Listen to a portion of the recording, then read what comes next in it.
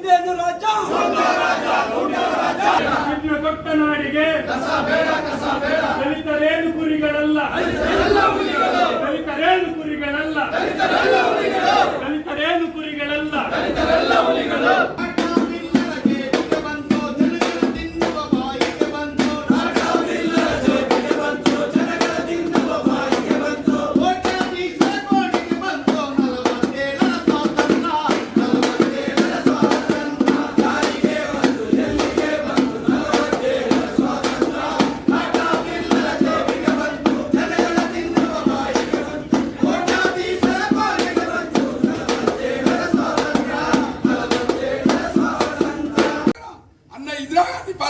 தங்கநகரா மாநில முதலமைச்சர் கேசி ரெட்டி பிறந்த ஊர் இந்த ஊரு.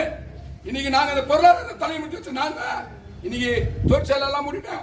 ஒரு பக்கம் பிஜேபி மூடிட்டேன், இன்னொரு பக்கம் பெம்பல்ல உள்ளூர்காரங்க வேலை இல்ல, உள்ளூர்காரங்க வேலையை விட மாட்டேன், சம்பளம் உயர பண்ண மாட்டேன். வீடு 10 வீடு அதே சொந்தம் இல்ல, 300 ஏக்கர் ஒதுக்கிற குப்பை கொட்டுறதுக்கு.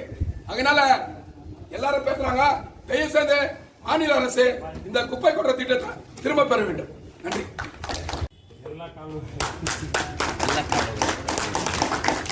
ಯಾಕೆಂತಂದರೆ 80ರ ದಶಕದಲ್ಲಿ ನಾವು ದಲಿತ ಚಳುವಳಿಯನ್ನು KGF ಪ್ರಾಂತದಲ್ಲಿ ಕಟ್ಟುವಾಗ ಈ ರೀತಿಯದು ನಿತ್ಯ ಈ ಥರದ ಜಾತ್ರೆಗಳಲ್ಲಿ ನಾನು ನಡೆದಿದ್ದೇನೆ ನಾನು ಆ ಕಾಲದಲ್ಲಿ.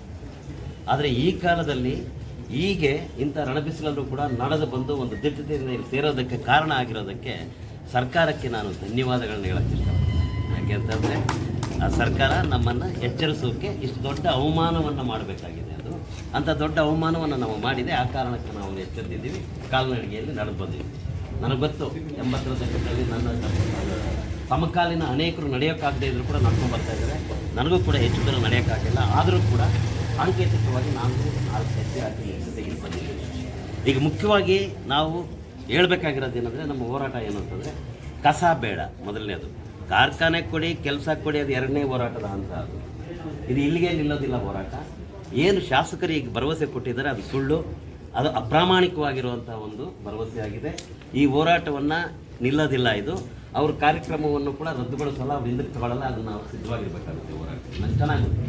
ಯಾಕೆಂತಂದರೆ ಈ ಸರ್ಕಾರದ ವರ್ಗ ಮತ್ತು ಜಾತಿಯ ಲಕ್ಷಣ ಏನು ಅಂತಂದರೆ, ನೀವು ಬೆಂಗಳೂರನ್ನು ಒಂದು ಕಾಮಧೇನು ಅಂದ್ಕೊಳ್ಳಿ, ಆ ಅಕ್ಕಪಕ್ಕ ಇರುವಂಥ ಕಲ್ಲಿನ ಮಕ್ಕಳು ಮತ್ತು ಮಣ್ಣಿನ ಮಕ್ಕಳು ಅದರಲ್ಲಿರುವಂಥ ಬಂಗಾರದ ಹಾಲನ್ನು, ಧನಿಕ ಹಾಲನ್ನು, ಕುಬೇರಿಕೆಯನ್ನು ಹೀರ್ಕೊಂಡಿದ್ದಾರೆ. ಅದು ಶಿವಕುಮಾರ್ ಆಗ್ಬೋದು, ಅಥವಾ ಕುಮಾರಣ್ಣ ಆಗ್ಬೋದು, ಅಶೋಕ್ ಆಗ್ಬೋದು, ಹೂ ಎವರ್ ಯಾರು ಸಂಪೂರ್ಣವಾಗಿ ಬೆಂಗಳೂರಿನ ಕಾಮಧೇನುವಿನ ಕುಬೇರಿಕೆಯನ್ನು ಅಪಹರಿಸಿದ್ದಾರೆ, ದರೋಡೆ ಮಾಡಿದ್ದಾರೆ. ಈಗ ಕಾಮಧೇನು ಸತ್ತಿದೆ. ಆ ಸತ್ತ ಕಾಮಧೇನುವನ್ನು ತಗೊಂಬಂದು ನಮ್ಗೆ ಯಾಕ್ರಿ ಆಗ್ತೀರಿ ನೀವು? ಹಾಲು ಹಿಂಡ್ಕೊಂಡವ್ರು ನೀವು, ಧನಿಕನ ಪಡ್ಕೊಂಡವ್ರು ನೀವು, ಪವರ್ ಪಡ್ಕೊಂಡವ್ರು ನೀವು. ಆ ಕಾರಣಕ್ಕಾಗಿ ನಾವು ಇದನ್ನು ಭಾಳ ದೊಡ್ಡ ಹೋರಾಟ ಅಂತ ಕನ್ಸಿಡರ್ ಮಾಡಬೇಕಾಗುತ್ತೆ. ಇದು ಇಲ್ಲಿಗೆ ನಿಲ್ಲುವುದಿಲ್ಲ ಈ ಹೋರಾಟ. ನಾವು ಅನೇಕ ಹೋರಾಟಗಳನ್ನ, ಈ ಥರದ ಹೋರಾಟ, ಪರಿಸರ ಹೋರಾಟಗಳು ಗಮನಿಸಿದ್ದೀವಿ. ಸರ್ಕಾರ ಎಷ್ಟು ದುರಾಂಕಾರದಿಂದ ಕೂಡಿದೆ ಅಂತಂದರೆ ಅದು ಜನರಿಗೆ ಬೇಡಿಕೆಗಳನ್ನು ಯಾವತ್ತೂ ಮನ್ನಿಸುವುದಿಲ್ಲ. ಆ ಕಾರಣಕ್ಕಾಗಿ ನಾವು ಭಾಳ ದೊಡ್ಡ ಹೋರಾಟಕ್ಕೆ ಸಿದ್ಧ ಆಗಬೇಕಾಗುತ್ತೆ. ಇದು ಇಲ್ಲಿಗೆ ನಿಲ್ಲುವ ಹೋರಾಟ. ಜೊತೆಗೆ ಶಿಕ್ಷಣದ ಜೊತೆ ಸಾಗಬೇಕಾಗಿರುವಂಥ ಹೋರಾಟ. ಯಾಕೆಂದರೆ ಇವತ್ತು ಮಾಡರ್ನ್ ಮ್ಯಾನೇಜ್ಮೆಂಟಲ್ಲಿ ವೇಸ್ಟ್ ಮ್ಯಾನೇಜ್ಮೆಂಟ್ ಅನ್ನೋದು ಅತ್ಯಂತ ದೊಡ್ಡ ಏನು ಕಾನ್ಫ್ಲಿಕ್ಟ್ ಆಗಿರುವಂಥ ಝೋನ್ ಆಗಿದೆ ಕಲಿಕೆಗೆ. ಆ ಕಾರಣಕ್ಕಾಗಿ ನಮ್ಮ ಮಕ್ಕಳಿಗೆ ನಾವು ಕಸ ವಿಲೇವಾರಿಯನ್ನು ಹೇಗೆ ಮಾಡಬೇಕು ಅನ್ನೋದನ್ನು ಕೂಡ ನಮ್ಮ ಶಿಕ್ಷಣದ ಭಾಗವಾಗಿ ನಾವು ಮಾಡ್ಕೋಬೇಕಾಗುತ್ತೆ. ಆದ್ದರಿಂದ ಈ ಹೋರಾಟ ಶಿಕ್ಷಣದ ಜೊತೆ ನಡೀಬೇಕಾದಂಥ ಹೋರಾಟ, ಪರಿಸರ ಉಳಿಸೋದಕ್ಕೆ ನಡೀಬೇಕಾಗಿರೋಂಥ ಹೋರಾಟ ಅಂತನ್ನೋದನ್ನು ನಾವು ಭಾವಿಸ್ಬೇಕು. ಇನ್ನು 2ನೇದು, ಈ ನೆಲದ ಕುರಿತು ಅವ್ರಿಗೆ ಪ್ರಜ್ಞೆ ಇಲ್ಲ. ಯಾಕೆಂತಂದರೆ ಸರ್ಕಾರಕ್ಕೆ ಈ ನೆಲ ಏನು ಅಂತ ಗೊತ್ತಿಲ್ಲ. ಆ ಕೆಟ್ಟ ಗೆಜೆಟೇರಿಯರ್ಗಳು ಅದು ಯಾವ ಕಾಲದಲ್ಲಿ ಬರೆದಿದ್ದಾರೋ ಏನೋ, ಕಲೋನಿಯಲ್ ಗೆಜೆಟೇರಿಯರ್ಗಳು, ಅದರಲ್ಲಿ ಈ ನೆಲದ ಹೆಜ್ಜೆ ಗುರುತುಗಳಿಲ್ಲ. ಆ ಕಾರಣಕ್ಕಾಗಿ ಇವತ್ತು KGF ಅಂತಂದರೆ, ಕೋಲಾರ ಅಂತಂದರೆ ಇಡೀ ಕರ್ನಾಟಕದಲ್ಲಿ ಎಲ್ಲ ಜಿಲ್ಲೆಗಳಿಗಿಂತಲೂ ಹೀನಾಯಗೊಂಡಿದೆ. ಯಾಕೆ ಅನ್ನೋ ಪ್ರಶ್ನೆ ನಾವು ಹಾಕೋಬೇಕಾಗುತ್ತೆ. ಅದಕ್ಕೆ 1ನೇ ಕಾರಣ ಏನು ಅಂತಂದರೆ, ಇದು ಮೀಸಲು ಕ್ಷೇತ್ರ ಆಗಿರೋದ್ರಿಂದ, ಲೋಕಸಭಾ ಕ್ಷೇತ್ರ ಆಗಿರೋದ್ರಿಂದ ಇಲ್ಲಿನವರು ಕುಬೇರರಾಗ್ತಾರೆ ಹೊರತಾಗಿ ಆ ಸಮುದಾಯಗಳನ್ನ, ಜನರ ಯಾವುದೇ ಸಮಸ್ಯೆಗೂ ಕೂಡ ಕಿವಿಗೊಡಲ್ಲ. ಬಂದಿದ್ದು ಕಿಕ್ ಬ್ಯಾಕ್ಗೋಸ್ಕರ ಬಂದಿದ್ದು. 200 ಕೋಟಿಯ ಪ್ರಾಜೆಕ್ಟಲ್ಲಿ ಕಿಕ್ ಬ್ಯಾಕಲ್ಲಿ ನೀನೆಷ್ಟು ತಗೋಬೇಕು, ನಾನೆಷ್ಟು ತಗೋಬೇಕು ಅಂತ ಹುಟ್ಟಿದಂಥ ಇಬ್ಬರ ನಾಯಕರ ಮಧ್ಯದ ವೈರುಧ್ಯ ಇಡೀ ಜಿಲ್ಲೆ ಫೇಸ್ ಮಾಡ್ತಾ ಇದೆ ಇವತ್ತು. ಅದರಿಂದ KC ವ್ಯಾಲಿ ಅನ್ನೋದು ಕಿಕ್ ಬ್ಯಾಕ್ ಹಗರಣ ಅಂತ ಕೂಸೋದು. KC ವ್ಯಾಲಿ ಅದರ ಪರಿಣಾಮಗಳು 15 ವರ್ಷ ಆದಮೇಲೆ ಗೊತ್ತಾಗುತ್ತೆ. ಈ ನೆಲದಿಂದ ಎಂತೆಂಥ ರೋಗ ರುಜಿನಗಳು ಎದ್ದೇಳ್ತವೆ, ಯಾವ ರೀತಿ ಆಗ್ತೀವಿ ಇದು. ಇನ್ನು KGF ನಗರದ ಬಗ್ಗೆ ಅವ್ರಿಗೆ ಇತಿಹಾಸನೇ ಗೊತ್ತಿಲ್ಲ. ಯಾಕೆಂತಂದರೆ ಹರಪ್ಪ ಮೊಹೆಂಜೋದವರೆಗೆ ನಾವು ಇಲ್ಲಿಂದ ಸರ್ಫೇಸ್ ಮೈನಿಂಗಿಂದ ನಾವು ಬಂಗಾರವನ್ನು ಕಳಿಸ್ತಾ ಇದ್ದೀವಿ ಅನ್ನೋದನ್ನ ನೆನೆಸ್ಕೋಬೇಕು. ಅಂದರೆ 2500 ವರ್ಷಗಳಿಗಿಂತ ಮಿಗಿಲಾದಂಥ ಚಾರಿತ್ರಿಕ ಇತಿಹಾಸ ಇರುವಂಥ ನೆಲ ಆಗಿದೆ ನಮ್ಮ ನೆಲ. ಇಂಥ ನೆಲದಲ್ಲಿ ಕಸ ತಂದಾಕ್ತೀವಿ ಅಂತ ಹೇಳಿದ್ರೆ ಅತ್ಯಂತ ಮೂರ್ಖತನದ, ದುರಾಂಕಾರದ, ಪ್ರಜ್ಞೆ ಇಲ್ಲದಂಥ ತೀರ್ಮಾನ ಆಗಿದೆ. ಅದನ್ನು ನಾವು ವಿರೋಧಿಸಬೇಕಾಗಿದೆ, ಟೂತ್ ಆ್ಯಂಡ್ ನೈಲ್. ಆ ಕಾರಣಕ್ಕಾಗಿ ಇವತ್ತು ನಡೀತಾ ಇರೋ ಹೋರಾಟ ಏನಾಗಿದೆ, ಇದು ಕೇವಲ ಒಂದು ಆರಂಭ ಬಿಂದು ಮಾತ್ರ. ಆನಂತರ ಈ ಸರ್ಕಾರ ಖಂಡಿತವಾಗಿಯೂ ನಮಗೆ ಮೋಸ ಮಾಡ್ತಾರೆ. ಅವ್ರು ಭಾಳ ಚೆನ್ನಾಗಿ ಗೊತ್ತು. ಪಬ್ಲಿಕ್ಕಿಗೆ ಬರುವಂಥ ಜಾಗೃತಿ ಇದೆಯಲ್ಲ, ಅದು ಭಾಳ ಕಡಿಮೆ ಅವಧಿಯಲ್ಲಿ ಮಾಸ ಹೋಗ್ಬಿಡುತ್ತೆ. ಆಟ ಆಡ್ಬೋದು ನಾವು ಅಂತ ಅಂದ್ಕೊಳ್ತಾರೆ. ನಮ್ಮ ಹೋರಾಟಗಳನ್ನ ಅವರು ಮರ್ತೋಗ್ಬಿಡ್ತಾರೆ ಜನರು ಅನ್ನೋ ಥರ ಟ್ರೀಟ್ ಮಾಡೋದ್ರಿಂದಾಗಿ ನಾವು ಈ ನಿರಂತರವಾಗಿ ಜೀವಂತವಾಗಿಡಬೇಕಾಗುತ್ತೆ ಈ ಹೋರಾಟ. ಇದು ಭಾಳ ಮುಖ್ಯವಾದ ಹೋರಾಟ. ಆ ಕಾರಣಕ್ಕಾಗಿ ನಾವು ಕೇಳ್ತಾ ಇರೋದು ಇಷ್ಟನೇ, ಕಸ ಹಾಕ್ಬೇಡಿ ಇಲ್ಲಿ. ಇದನ್ನು ಅದ್ಭುತವಾದಂಥ ಇಡೀ ಭಾರತ ದೇಶದ ಚರಿತ್ರೆ. ಈಗ ನೋಡಿ, ಉತ್ಖನನ ಮಾಡ್ತಾರೆ ಇಲ್ಲಿ ಹರಪ್ಪ ಮೊಹೆಂಜೊದಾರೋದಲ್ಲಿ. ಯಾಕೆಂದರೆ ಭಾಳ ದೊಡ್ಡ ನಾಗರಿಕತೆ ಇತ್ತಿಲ್ಲ, ನಮ್ಮ ಪ್ರಾಚೀನ ನಾಗರಿಕತೆ ಅಂತ. ಆದರೆ ಆ ನಾಗರಿಕತೆಗೆ ಬಂಗಾರವನ್ನು ಕಳಿಸ್ತಾ ಇದ್ದಂಥ ನೆಲದಲ್ಲಿ ಎಂಥ ನಾಗರಿಕತೆ ಇತ್ತು ಅನ್ನೋದು ನಮ್ಮ ಚರಿತ್ರೆ ಪುಸ್ತಕಗಳಿಲ್ಲ, ಆ ಥರ ಚರಿತ್ರೆಯನ್ನೇ ಬರೋದಿಲ್ಲ. ಆ ಕಾರಣಕ್ಕಾಗಿ ಈ ಅವಜ್ಞೆಯಿಂದಾಗಿ ನಮ್ಮ ನೆಲಕ್ಕೆ ಅವಮಾನ ಆಗ್ತಾ ಇದೆ, ನಮ್ಮ ಪೀಳಿಗೆಗಳಿಗೆ ಅವಮಾನ ಆಗ್ತಾ ಇದೆ. ಆ ಕಾರಣಕ್ಕಾಗಿ ಈ ನೆಲದ ಪ್ರತಿಯೊಬ್ಬರ ಪ್ರಶ್ನೆ ಇದೆ, ಪ್ರತಿ ಅಕ್ಷರಸ್ಥನ ಪ್ರಶ್ನೆ, ಪ್ರತಿ ಮಗುವಿನ ಪ್ರಶ್ನೆ, ನಾಳೆ ಮುಂದಿನ ಮಗುವಿನ ಪ್ರಶ್ನೆ ಆಗಿದೆ.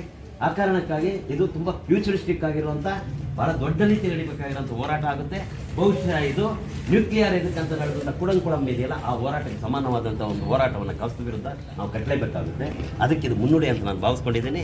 ನಾವು ಮಾಡಬೇಕಾಗಿರೋದು, ಈಗ ಹೋದ ತಕ್ಷಣ ಮಾಡಬೇಕಾಗಿರೋದು, ನಮ್ಮ ಮನೆಯಲ್ಲಿರುವಂಥ ಮಕ್ಕಳಿಗೆ ವೇಸ್ಟ್ ಮ್ಯಾನೇಜ್ಮೆಂಟ್ ಬಗ್ಗೆ ದೊಡ್ಡ ತರಬೇತಿಯನ್ನು ಕೊಡಬೇಕು. ಯಾಕೆಂದರೆ ಈಗ ನೋಡಿ, ನನಗೆ ಅದ್ಭುತವಾಗಿ ನಾನು ಪಾರಂಡಹಳ್ಳಿ ಕಾಲ್ನಡಿಗೆಯಲ್ಲಿ ನಡೆಯೋಕ್ಕಾಗಲ್ಲ ಅಂತ ನನ್ನ ಪಾರಂಡಹಳ್ಳಿ ನೀರಿ ಅಂತಂದರು. 10 ನಿಮಿಷ ನಂಗೆ ಪಾರಂಡಹಳ್ಳಿಯಲ್ಲಿ ಇರೋಕ್ಕಾಗಲಿಲ್ಲ. ಯಾಕೆಂದರೆ ಕೆಜಪ್ಪನ ಕಸವನ್ನು ಡಂಪ್ ಮಾಡಿರೋದ್ರಿಂದ ಆ ವಾಸನೆ ಮತ್ತು ದುರ್ವಾಸನೆಯಲ್ಲಿ ಅಲ್ಲಿ ನಿಲ್ಲಕ್ಕಾಗಲಿಲ್ಲ. ಆ ಕಾರಣಕ್ಕಾಗಿ ಈಗ ನಾವು ಹೋರಾಟ ಮಾಡಬರೋದೇನಂತಂದರೆ, ಪಾರಂಡಹಳ್ಳಿಯಿಂದ ಕೆಜಪ್ ಕಸ ಎತ್ತಿ ಅದಕ್ಕೊಂದು ವ್ಯವಸ್ಥೆ ಮಾಡಿ ಅಂತ ಪುರಸಭೆ ವಿರುದ್ಧ ಹೋರಾಟ ಮಾಡಬೇಕು, ಜಮನಾಯಕರ ವಿರುದ್ಧ ಹೋರಾಟ ಮಾಡಬೇಕು, ಅಧಿಕಾರಿಗಳ ವಿರುದ್ಧ ಹೋರಾಟ ಮಾಡಬೇಕು. ಪಾರಂಡಹಳ್ಳಿಯಿಂದ ಏನಾಗಬೇಕು, ಪಾರಂಡಹಳ್ಳಿ ಆ ದುರ್ವಾಸನೆ 10 ನಿಮಿಷ ನಿಲ್ಲಕ್ಕಾಗ್ತಿಲ್ಲ ಅಲ್ಲಿ. ನನಗೆ ಯಾರು ನಿಮ್ಗೆ ಅಧಿಕಾರ ಕೊಟ್ಟರೆ ಡಂಪ್ ಮಾಡೋದಕ್ಕೆ ಪುರಸಭೆಯವ್ರಿಗೆ? ಅದನ್ನ ಯಾಕೆ ಇದುವರೆಗೂ ತಡೆದಿಲ್ಲ ನಾವು ಯಾಕೆ ಅಂತ ಇವತ್ತು ಕಣ್ಣಿಗೆ ಬಿದ್ದಿದ್ದರಿಂದ ಒಳ್ಳೇದಾಯ್ತು. ಭಾಳ ಒಳ್ಳೆ ಕೆಲಸ ಮಾಡಿದ್ರು. ಹೆದ್ದಾರಿಯಲ್ಲಿ ಕಳಿಸ್ದೆ, ನಮ್ಮನ್ನು ಪಾರಂಡಹಳ್ಳಿ ಕಳಿಸಿದ್ದು. ನನಗಂತೂ ಅದ್ಭುತವಾದಂಥ ಕಲಿಕೆ ಆಯಿತು. ಅಂಥ ಸುಂದರವಾದ ನೆಲ ನೋಡೋಕ್ಕಾಗಲ್ಲ. ಆ ಸುಂದರವಾದ ನೆಲ ಅನೇಕರು ದರೋಡೆಗೊಳಗಾಗಿದೆ, ನೆಲಗಳ್ಳರ ದರೋಡೆಗೊಳಗಾಗಿದೆ. ನೋಡಿ, ಒಂದು ಹೋರಾಟ ನಿಂತ್ಕೊಂಡು ಎಷ್ಟೆಷ್ಟು ಹೋರಾಟಗಳ ಜೊತೆ ನಾವು ಹೋರಾಟ ಮಾಡಬೇಕಾಗಿದೆ ನಾವು ಅರ್ಥ ಮಾಡ್ಕೊಳ್ಳಿ. ಅದು ಅತ್ಯಂತ ಸುಂದರವಾದ ನೆಲ ಆಗಿದೆ. ಆ ನೆಲವನ್ನು ಆ ರೀತಿ ಬಳಸೋದು ತಾಯಿಗೆ ಮಾಡುವಂಥ ದ್ರೋಹ ಅಂತ ಅವ್ರಿಗೆ ಹೇಳ್ಬೇಕಾಗಿದೆ, ಅವ್ರು ಗೊತ್ತಾಗ್ತಾ ಇಲ್ಲ ಅವರು. ಮತ್ತೆ ಇದು ಹೇಳ್ತಾರೆ ಕೋಟಿಲಿಂಗೇಶ್ವರ ಅಂತ ಹೇಳ್ತಾರೆ. ಕೋಟಿಲಿಂಗ ಏನ್ರಿ, ಗಾರ್ಬೇಜ್ ಗಾಡ್ಸ್ ಅನ್ನ ಕ್ರಿಯೇಟ್ ಮಾಡ್ತೀರಾ ನೀವು? ಕೋಟಿಲಿಂಗಗಳು ಗಾರ್ಬೇಜ್ ಲಿಂಗಗಳಾಗಬೇಕಾ? ನಾಚಿಕೆ ಆಗೋದಿಲ್ಲ ನಿಮಗೆ? ಅದರಿಂದ ಇದು ಉಗ್ರವಾದಂಥ ಹೋರಾಟಕ್ಕೆ ನಾವು ಬೆಲೆ ಕೊಡಬೇಕಾಗುತ್ತೆ. ನಮ್ಮ ನೆಲದ ಹಿರಿಮೆಯನ್ನು ನಾವು ಎತ್ತಿಡಬೇಕಾಗುತ್ತೆ. ನಂತರ ಇನ್ನೇನು ಕಡಿಮೆ ಹೋರಾಟ ಆಗಿದೆ. ಗಣಿಗಳಲ್ಲಿ ಬಂಗಾರ ತೆಗೆಯೋದಕ್ಕೋಸ್ಕರ ನಮ್ಮ ಕಾರ್ಮಿಕ ಬಂಧುಗಳು ಅದೆಷ್ಟು ಜನ ಸತ್ತೋಗಿದ್ದಾರೆ, ಎಷ್ಟು ಜನ ಬಲಿದಾನ ಇದೆ ಅಲ್ಲಿ, ಅದು ಚರಿತ್ರೆ ಅಲ್ವಾ? ಇದೇ ಏನಾದರೂ ಬ್ರಿಟನ್ನಲ್ಲಿದ್ದಿದ್ರೆ, ಆಸ್ಟ್ರೇಲಿಯಾದಲ್ಲಿದ್ದಿದ್ರೆ, ಅಮೆರಿಕಾದಲ್ಲಿದ್ದಿದ್ರೆ KGF ನಗರವನ್ನು ಅತ್ಯಂತ ಸುಂದರವಾದಂಥ ಸ್ಮಾರಕವಾಗಿ ಪರಿವರ್ತನೆ ಮಾಡ್ತಿದ್ರು. ಇವ್ರು ಮಾಡಲ್ಲ. ಯಾಕೆ ಅಂತಂದರೆ ಇಲ್ಲಿರೋರು ದಲಿತರು ಮತ್ತು ಬಹುಜನರು ಬಲಿಷ್ಠ ಜಾತಿಗಳವರಲ್ಲ ಅನ್ನೋ ಕಾರಣಕ್ಕಾಗಿ. ಆ ಕಾರಣಕ್ಕಾಗಿ ನಾವು ಒಂದು ಕಡೆಗೆ ಜಾತಿ ಹೋರಾಟವನ್ನಾಗಿ ನೋಡಬೇಕಾಗಿದೆ, ವರ್ಗ ಹೋರಾಟವನ್ನಾಗಿ ನೋಡಬೇಕಾಗಿದೆ, ಪರಿಸರ ಹೋರಾಟವನ್ನಾಗಿ ನಾವು ಮಾಡಬೇಕಾಗಿದೆ, ಮತ್ತು ಚರಿತ್ರೆಯ ಅಳಿವೆ ಉಳಿಗಳ ಸ್ಮಾರಕವಾಗಿ ನಮ್ಮ ಮುಂದಿನ ಪೀಳಿಗೆಗೆ ಉಳಿಸಬೇಕಾದಂಥ ಒಂದು ಹೋರಾಟ ಅಂತ ನಾವು ಕನ್ಸಿಡರ್ ಮಾಡಬೇಕಾಗಿದೆ. ಇವತ್ತೇನು ನಾವು ಬಂದಿದ್ದೀವಿ, ಇದು ಕೊನೆಗೊಳ್ಳುವುದಿಲ್ಲ. ಇದು ಭಾಳ ಸಣ್ಣ ಪ್ರಮಾಣದಲ್ಲಿ ಇನ್ನೂ ನನಗೊಂದು ಆಸೆ ಬಂತು. ಇಷ್ಟು ವರ್ಷಗಳ ನಂತರ ಕೂಡ ಈ ನೆಲದಲ್ಲಿ ಇನ್ನೂ ಕೂಡ ನಡೆಯುವಂಥ ಕಾಲಗಳಿದ್ದಾವೆ, ಪ್ರತಿಫಲಿಸುವಂಥ ಧ್ವನಿಗಳಿದ್ದಾವೆ, ಹೋರಾಟ ಮಾಡುವಂಥ ಕೆಚ್ಚದೆಯ ನಾಯಕರಿದ್ದಾರೆ ಮತ್ತು ಕೇಡರ್ಸ್ ಇದ್ದಾರೆ. ಗೊತ್ತಾಯಿತು. ಈ ಹೋರಾಟವನ್ನು ನಾವು ಭಾಳ ದೊಡ್ಡ ಮಟ್ಟಕ್ಕೆ ತಗೊಂಡು ಹೋಗಬೇಕು. ಇದೆಲ್ಲವನ್ನು ಗಮನಿಸಿ ನಾನು ಮೇಡಮ್ ಅವ್ರಿಗೆ, ಯಾಕಂದರೆ ಇದು 2ನೇ ಸಂದರ್ಭ ಅಂತಂದರೆ ಇವ್ರಿಗೆ ಮನವಿ ಸಲ್ಲಿಸ್ತಾ ಇರೋದು ಗೊತ್ತಿಲ್ಲ. ಮೇಡಮ್, ತಾವೊಂದು ಕೆಲಸ ಮಾಡಬೇಕು. ಹೆರಿಟೇಜ್ ಟೂರಿಸಮ್ ಅಂತ ಮಾಡ್ತಾ ಇದ್ದಾರೆ ಶಿವಕುಮಾರ್ ಅವರು. ಬೆಂಗಳೂರಿನಲ್ಲಿ 100 ಎಕರೆಯಲ್ಲಿ ಹೆರಿಟೇಜ್ ಟೂರಿಸಮ್ ಅಂತಂದರೆ ಅಲ್ಲಿರೋಂಥ ಪರಂಪರೆ, ಜಾನಪದ ಕಲೆಗಳೆಲ್ಲ ಉಳಿಯೋಕ್ಕೆ 80 ಎಕರೆ 100 ಎಕರೆಯಲ್ಲಿ ಮಾಡ್ತಾ ಇದ್ದಾರೆ. ಇದನ್ನು ಈ ಮಿನಿಯಾಗಿ ಈ ಕಸನ ಅಲ್ಲಿ ಅವ್ರು ಮಾಡಲಿ, ಹೀಗೆ ರೆಫರ್ ಮಾಡಿ. ನೀವು ನಮ್ಮ ನೆಲದಲ್ಲಿ ನಾವು ಅದನ್ನು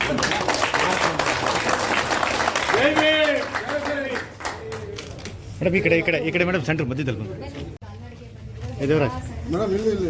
ಮತ್ತು ಎಲ್ಲರಿಗೂ ನನ್ನ ನಮಸ್ಕಾರಗಳು. ತುಂಬ ಪೇಯ್ನ್ ಆಗಿರುತ್ತೆ ಅಂತಲೂ ಗೊತ್ತು ಕಾಲ್ಗೆ, ಅದಕ್ಕೆ ಕ್ಷಮೆ ಇರಲಿ. ಸೊ ಈ ದಿನ ನೀವು ಏನು ಹೇಳ್ತಿದ್ರು ಕಸ ವಿಲೇವಾರಿ ಬಗ್ಗೆ, ಖಂಡಿತ ಈ ಪ್ರಪೋಸಲ್ಲು ಇಲ್ಲ, ಈಗ ಖಂಡಿತವಾಗ್ಲೂ ಇಲ್ಲ. ಆ್ಯಸ್ ಎ ತಾಲೂಕು ಆಡಳಿತದ ಪರವಾಗಿ ನಾನು ಮಾತು ಕೊಡ್ತಾ ಇದ್ದೀನಿ. ಈ ಪ್ರಸ್ತಾವನೆ ರೈಟಿಂಗಲ್ಲೂ ಬಂದಿರಲಿಲ್ಲ. ಈಗ ಪ್ರಸ್ತಾವನೆ ಮೊದಲು ಏನು ಓಡಾಡ್ತು ಇಷ್ಟು ದಿನ ನಿಮ್ಗೆಲ್ರಿಗೂ ಗೊತ್ತಿದೆ. ಈಗ ನಮ್ಮ ಏನು KGF ತಾಲೂಕಿನಲ್ಲಿ ಈ BBMPಗೆ ಅಂತ ಗೌರ್ಬೆ ಸಿಟಿಗೆ ಅಂತ ಏನು ಅಂತ ನೀವೆಲ್ಲ ಹೇಳ್ತಿರೋ ಆ ಪ್ರಸ್ತಾವನೆ ಖಂಡಿತವಾಗ್ಲೂ ಇಲ್ಲ. ನೆಕ್ಸ್ಟ್ ಮುಂದಿನ ದಿನಗಳಲ್ಲಿ ಏನಾದರೂ ಅವರು ಇದ್ರ ಬಗ್ಗೆ ನಮ್ಮ ಗಮನಕ್ಕೆ ರೈಟಿಂಗಲ್ಲಿ ಕೊಟ್ಟರೆ ಖಂಡಿತವಾಗಲೂ ಫಸ್ಟು ನಾನು ಎಲ್ಲ ಗ್ರಾಮಸ್ಥರಾಗ್ಬೋದು ಎಲ್ಲ ಸಂಘ ಸಂಸ್ಥೆಗಳಾದರೂ ಫಸ್ಟ್ ಅವ್ರ ಗಮನಕ್ಕೆ ಖಂಡಿತ ತರ್ತೇನೆ ಅಂತ ಇದನ್ನ ನಾನು ಮಾತು ಕೊಡ್ತಾ ಇದ್ದೆ. ಈ ಲೆಟರ್ನ ಯಾಕೆ ಕಳಿಸ್ತೀರಿ ಜಿಲ್ಲಾಧಿಕಾರಿ ಕರೆಸಿ ಜಿಲ್ಲಾಧಿಕಾರಿ ಮುಖಾಂತರ ಸರ್ಕಾರಕ್ಕೆ ಹೋಗುತ್ತೆ. ಜಿಲ್ಲಾಧಿಕಾರಿಗಳು ಒಂದು ಸುತ್ತಿನ ಮಾತುಕತೆ ಆಗಿದೆ ಅಂತ ಮೊನ್ನೆ ಹೇಳಿಕೆ ಕೊಟ್ಟಿದ್ದಾರೆ. ಅದು ಫಸ್ಟ್ ಒಂದು ಸುತ್ತಿನ ಮಾತುಕತೆ ಅಂದ್ರೆ ಯಾರ ಜೊತೆ ಆಗಿದೆ? ಚೀಫ್ ಸೆಕ್ರೆಟರಿ ಅವರು ಅವ್ರನ್ನ ಕರೆದಿದ್ರು. ಮತ್ತೆ ಇಲ್ಲೆಲ್ಲ ಇಶ್ಯೂಸ್ ಎಲ್ಲ ಆದ್ಮೇಲೆ ಅದನ್ನ ಸ್ಟಾಪ್ ಮಾಡಿದ್ದಾರೆ. ಖಂಡಿತ ಈಗ ಮುಂದಿನ ಈ ನೆಕ್ಸ್ಟ್ ಸ್ಟೆಪ್ ಯಾವುದು ಇಲ್ಲ ಇದ್ರ ಬಗ್ಗೆ. ಜಿಲ್ಲಾಧಿಕಾರಿ ಒಂದು ಹೇಳಿಕೆ ಕೊಡ್ಬೋದು. ಜಿಲ್ಲಾಧಿಕಾರಿಗಳು ಒಂದು ಕೊಟ್ಟಿದ್ರು. ಮತ್ತೆ ಬೇಕಾದ್ರೆ ನಾನು ಸಾರ್ ಹೇಳ್ತೇನೆ, ಗಮನಕ್ಕೆ ತರ್ತೇನೆ ಮನೆ ಜಿಲ್ಲಾಧಿಕಾರಿ. ಮಾತುಕತೆ ನಮಗೆ ಗೊತ್ತಿಲ್ಲ ಸರ್. ಅದನ್ನ ಮಾತುಕತೆ ಅಂತ ಇವ್ರು ಏನ್ ಹೇಳಿದ್ರು, ಸರ್ಕಾರಕ್ಕೆ ಅವ್ರ ಸರ್ಕಾರ ಜೊತೆ ಮಾತಾಡ್ಲೇಬೇಕಲ್ಲ. ಜಿಲ್ಲಾಧಿಕಾರಿಗಳು ಏನಾದ್ರು ಕೇಳಿದಾಗ ಅದು ಮಾತಾಡಿರ್ಬೋದು. ಬಟ್ ಇದು ಯಾವುದೋ ಪ್ರಸ್ತಾವನೆ ಅಂತೂ ಖಂಡಿತ ಇಲ್ಲ, ಮುಂದಕ್ಕೂ ಇರೋದಿಲ್ಲ. ಒಂದು ನಿಮಿಷ ದಯವಿಟ್ಟು ಮೇಡಮ್, ಒಂದು ವೇಳೆ ಈಗ ತಾವು ಹೇಳ್ತೀರಿ ತಮ್ಮ ಮಾತಿಗೆ ನಾವು ಬೆಲೆ ಕೊಡ್ತೀವಿ, ಈ ವಿಚಾರವಾಗಿ ಮಾನ್ಯ ಜಿಲ್ಲಾಧಿಕಾರಿಗಳು 15 ದಿವಸದ ಒಳಗೆ ಈ ಸ್ಪಷ್ಟೀಕರಣ ಕೊಡಲೇಬೇಕು. ಕೊಡದೆ ಹೋದರೆ ಈ ಜಿಲ್ಲಾದಂಥ ಹೋರಾಟ ಖಂಡಿತ ಆಗುತ್ತೆ.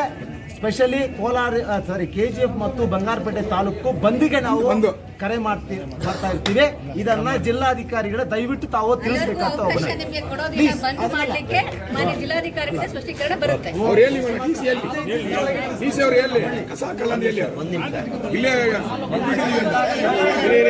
ಒಬ್ಬರು ಮಾತಾಡಿ ಒಂದು ನಿಮಿಷ ಮೇಡಮ್, ಇದು ಓಕೆ. ಈಗ ನಿಮ್ಮ ಭರವಸೆಯನ್ನು ನಾವು ನಂಬ್ತೀವಿ, ನಿಮ್ಮ ಭರವಸೆಯನ್ನು ನಾವು ನಂಬಿ ಇಲ್ಲದ ಹೋಗ್ತಾ ಇದ್ದೀವಿ. ಆದ್ರೆ ನಾನು ಕೇಳೋದೇನಂತಂದ್ರೆ, ಇದಷ್ಟಕ್ಕೇನು ಇಲ್ಲದಲ್ಲ. ಇದನ್ನ ಹೆರಿಟೇಜ್ ಟೂರಿಸಂ ಸೆಂಟರ್ ಮಾಡಬೇಕಾದ್ರೆ ಏನು ಮಾಡಬೇಕು ಅನ್ನೋದಕ್ಕೆ ಮೀಟಿಂಗ್ ಕರೆಯೋದಕ್ಕೆ ನೀವು ಒತ್ತಾಯಿಸಿ. ನಾವು ಬರ್ತೀವಿ, ಮಾತಾಡ್ತೀವಿ. ರೂಪಾ ಅವ್ರನ್ನೂ ಕರೀರಿ, ಬಂಗಾರಪೇಟೆ MLA ಕರೀರಿ, ಎಲ್ಲರನ್ನೂ ಕರೀರಿ. ಆದ್ರೆ ಒಂದು ಮೀಟಿಂಗ್ ಮಾಡಿ ನಾವು ಹೇಳ್ತೀವಿ ಹೆರಿಟೇಜ್ ಹೆಂಗೆ ಮಾಡಬೇಕು ಅಂತ. ಆ ರೀತಿಯಲ್ಲಿ ಏನಾದರೂ ಇದನ್ನು ಸಂರಕ್ಷಿಸಲು ಸಾಧ್ಯ ಆದರೆ ನಾವು ಹೆಮ್ಮೆ ಪಡ್ಬೋದು ಈ ನೆಲದವರಾಗಿ. ಅಷ್ಟೇ ಇನ್ನೇನು. ಖಂಡಿತ ಅದನ್ನ ನಾನು ಜಿಲ್ಲಾಧಿಕಾರಿಗಳು ಶಾಸಕರಿಗೆ